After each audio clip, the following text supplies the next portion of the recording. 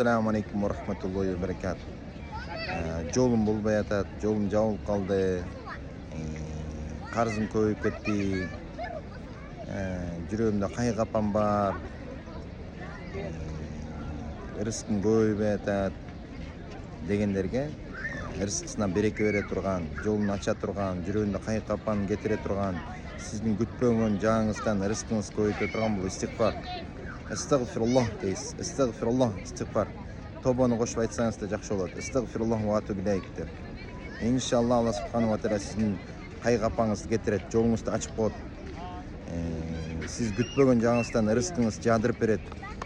Алла субханаху ва тааля өзү кепилдик берет иншалла сизге.